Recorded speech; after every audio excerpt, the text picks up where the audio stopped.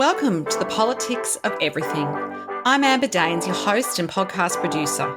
This is a half hour of power, a podcast dropping every week where I unpack the politics of everything, from money to motherhood, nutrition to narcissism, startups to secularism, the environment, quality, and much, much more.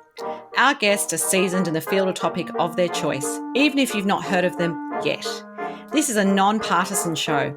So while I love exploring varied views and get a buzz from a healthy debate of ideas, this is not a purely blue, white, green program. Please subscribe, tune in and enjoy the politics of everything. Content creation is sometimes seen as the fun part of marketing for businesses and leaders. That said, it takes a degree of vision, commitment, and even some failure to get traction with your target market. My guest today knows how to make content that's both content-rich and money-making. LaTisha Styles is a marketing expert, mentor to high achievers, and founder and CEO of You've Got Clients. She's an online marketing certified professional and a Psych-K Facilitator who helps entrepreneurs shift subconscious blocks to establish the beliefs that form the foundation of their dream, as well as shift any limiting beliefs or subconscious blocks standing in the way of that dream. She's an avid content creator who produces content-rich videos about marketing strategy, online business ideas, personal development, manifestation, and other thought-provoking short speeches. Leaning on her expertise, she's helped hundreds of people and coached them in their business to create multi-six-figure businesses, and consulted and partnered as a content producer, ambassador, and expert for high-profile companies including Progressive Insurance, the National Association of Realtors, Visa Homes, and PNC Bank. She's also been featured in a raft of media such as Business Insider, Credit Suisse, Part-Time Money, and more. So welcome to the Politics of Everything, LaTisha. Thank you so much for having me. I'm excited to be here. Podcasting remotely can be challenging, but it doesn't have to be. Since 2017, I have relied on Zencastr's all-in-one web-based solution to make the process quick and painless, the way podcasting should be. If you know me, I'm pretty obsessed with quality guests, quality content, and quality sound, and that's what Zencastr allows me to do. Not to mention, it's really easy to use, even for my guests that aren't particularly tech-savvy. There's nothing to download, they just click on the link and we start recording. Zencastr is all about making your podcasting experience easy, and with everything from local recording to automatic post-production all in the one tool, you don't have to leave your browser to get each episode done. I want you to have the same great experience that I do for all my podcasts and content needs. So I have a special offer for you. If you go to zen.ai/politics of everything and enter this promo code, you'll get 30% off in your first 3 months when you sign up to Zencastr Pro. That's zen.ai, politics of everything. It's now time to share your story.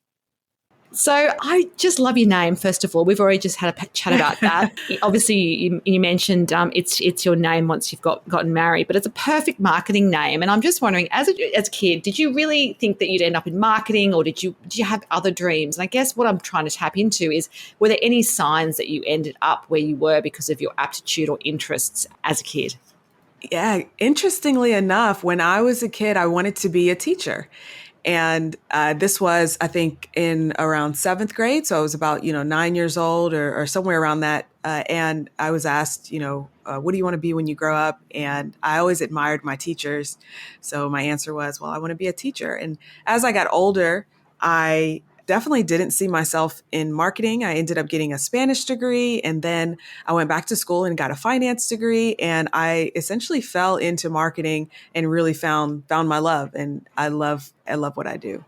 That's great. So you say that content creation is your sweet spot. What do you think makes great content in 2022? I'm sure that's a very broad question, but some examples would be awesome. And I guess, how's that changed over the past few years, maybe from an expectation of what your clients want, but also as audiences, what we like to consume?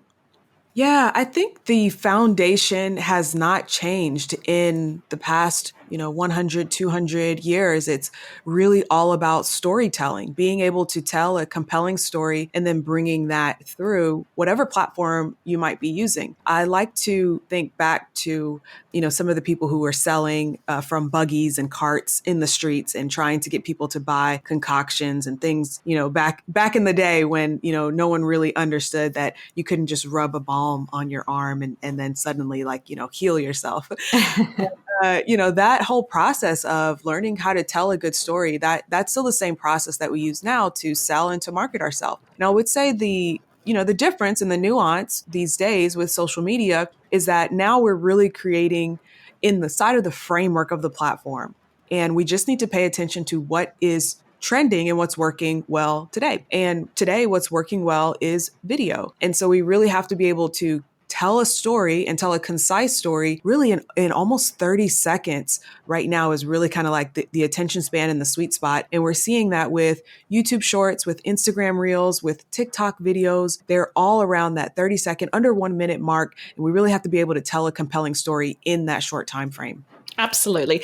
I must admit, because I work in public relations and that sort of communication strategy for clients in the corporate space, they really struggle with that short format. I think they think, well, what I do is so complex and so big and so, deep in some ways that it trivializes the content. But I always try and explain to them that that's kind of what the audience wants. At the end of the day, you need to, create content which is watchable and shareable, and people don't have short attention spans. I think shorter than even maybe 5 or 10 years ago. Would you agree with that? Yes, 100%. And I would agree with you. I tell my clients a very similar thing, which is when you are creating your brand story, you want to be able to summarize it within about 3 sentences. And even if you can truncate it down to 1 sentence, even better. Then you can expand it out. So for example, I always share, I graduated into the Great Recession and I couldn't find a job. So I decided to create my own job. And that story, that's essentially 1 sentence that really tells the heart of who I am and how motivated I am and how I had grit and determination, even though it's just 1 simple sentence. And I think that's the most important thing, is understanding how to condense your story down to 1 sentence and really deliver a salient point. So what's your favorite way to distribute content? Is there a particular social media platform or format in real life that you think really speaks to the world in a way which you find is universal and that people have, a great resonance with? And we talk about sort of, I guess, platforms like TikTok and so forth. In some ways, they might be of the moment, and in 5 years' time, we might be talking about something else. But is there sort of one that's sort of tried and true for you? A video, honestly, I've been on YouTube for the last couple of years. And so video is my favorite. I love YouTube. I love being able to show up to perform. And I find that if you create a video, you can repurpose that into many different formats. You can start with video. You can strip out the audio. So now you have a potential, podcast audio or something you can share via other mediums. And you can also have that same video transcribed and turned into a blog post. So it really lends itself to a more simplified and streamlined process. And I think it also helps you connect with the people who are viewing, because they're able to see you. They can see your mannerisms. Like right now, I'm moving my hands around, and someone who's able to see me, they're much more able to relate to me because they're thinking, oh, that's exactly what I would be doing. And so it makes it that much easier to make that connection. So I think one of the challenges I have with clients who maybe are not as, au fait with video or feel nervous about their performance is the degree in which it needs to be really professional. So obviously you create content with a strategy, and you obviously have a sense of the production values that make a video look fantastic. But I have so many clients who are not comfortable unless the lighting's great, they've got their makeup done, all those pieces. What are the non-negotiables to make great video beyond, I guess those sorts of things I've just touched on? What are some of the things you think the audience won't tolerate if it's not great? The content really needs to be punchy.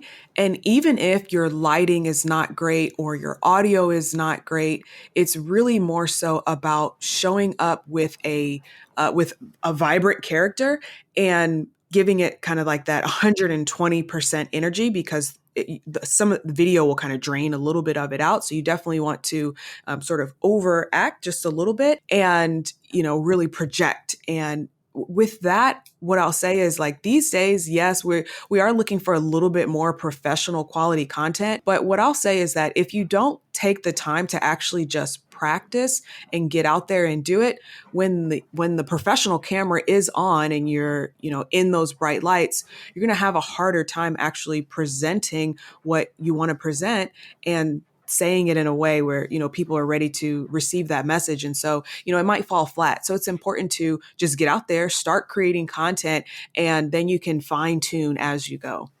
Great. That's great advice. I think that most people can take on board.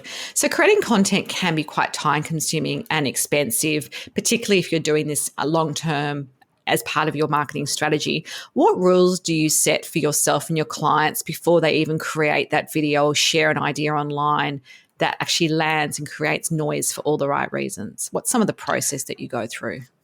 Yeah, sure.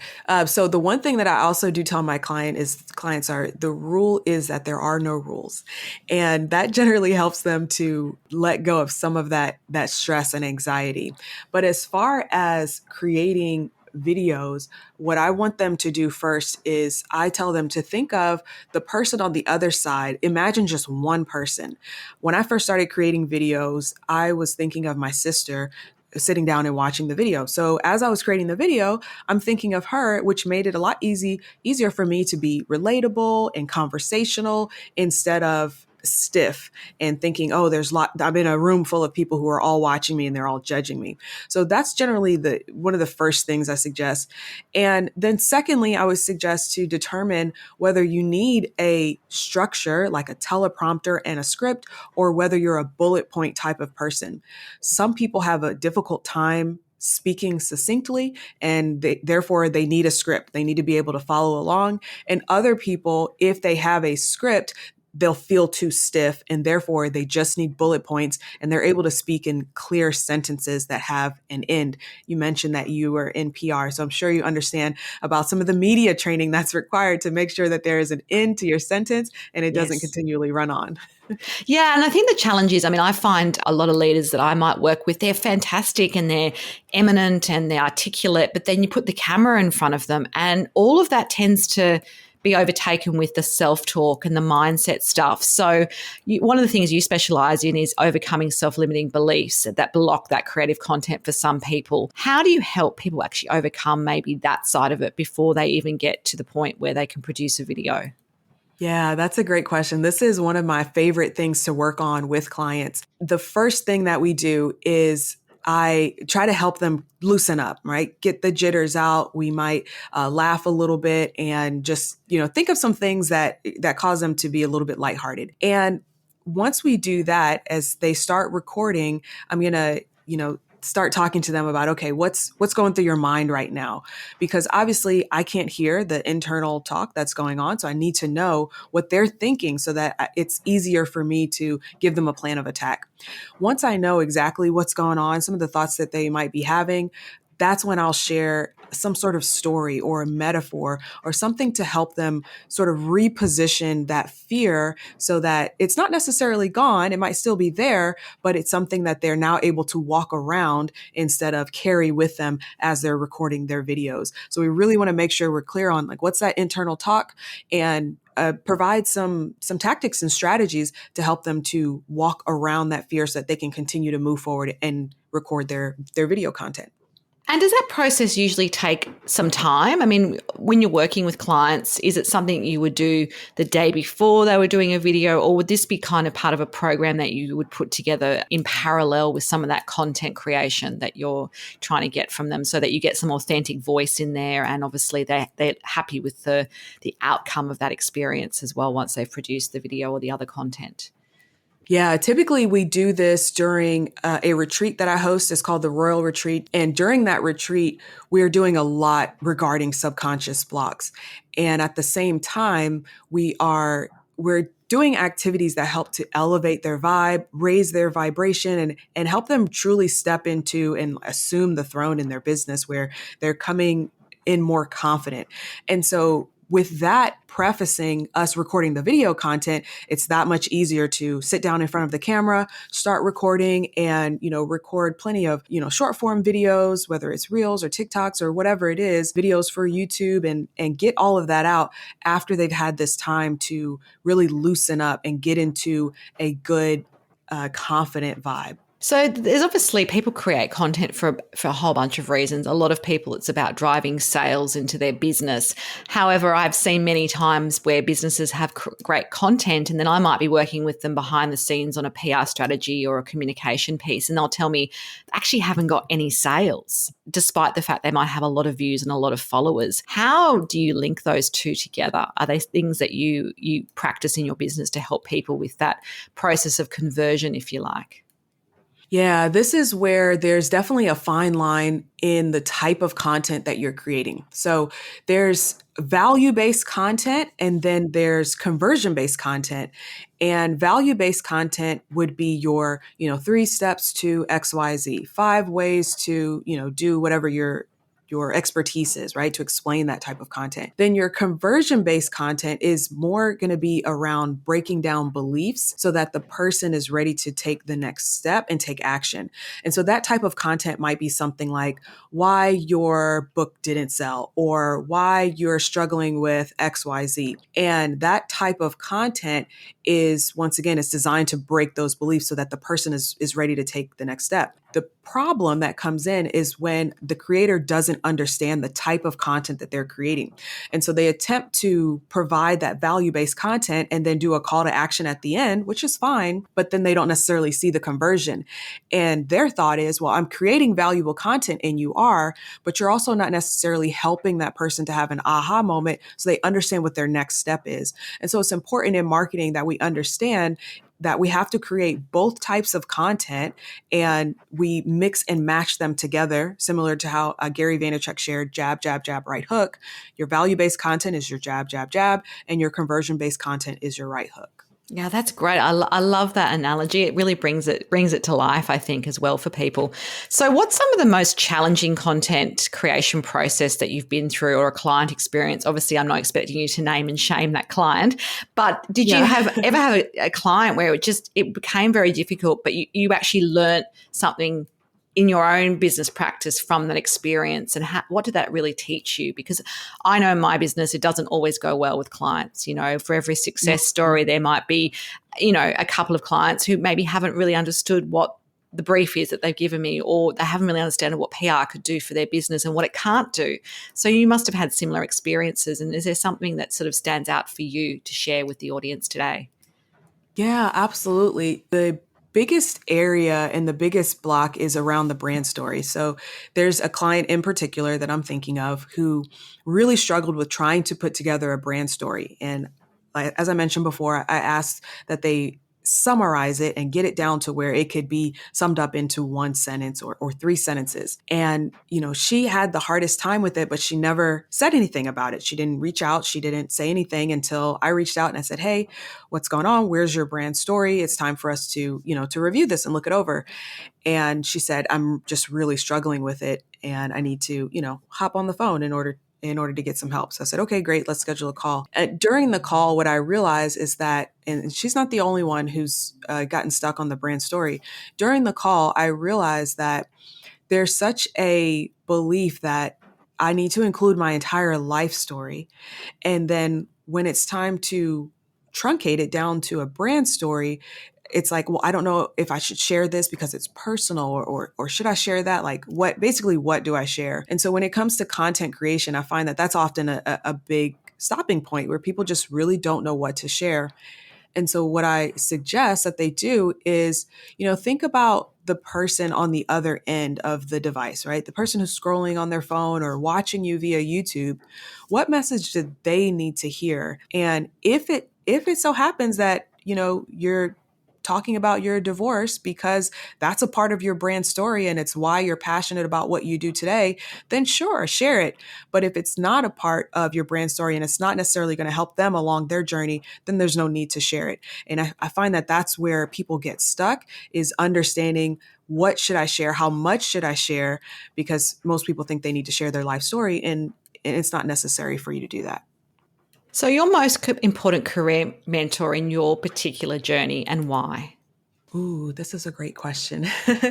I would say the very first job that I had a mentor who really helped me understand sort of the politics of it all, which I think it's great because the podcast is called The Politics of Content Creation. But, there is a dance. I would say politics is like a dance. There's a give and there's a take. And this mentor in particular, his name was Adam, he really helped me to understand how to perform that dance, how to give when it was time to give, and then how to be ready and confident and prepared to take when it was time to take. And that was a really, really important time in my life because I was young. It was my first job out of college, and I really didn't quite understand that whole process and how to maneuver inside of the corporate world. And so that really was helpful for me. If we spoke again in a year's time, LaTisha, what would be the number one goal you would have hoped to have achieved and why? Bit of a crystal ball here. Yes, I would say USA Today bestseller. Oh, that'd be awesome. Yeah, New York Times bestseller. I have a really big book in me, and I'm in the process of writing it right now. And that's what I see for myself within a year. I really would like to have a larger platform.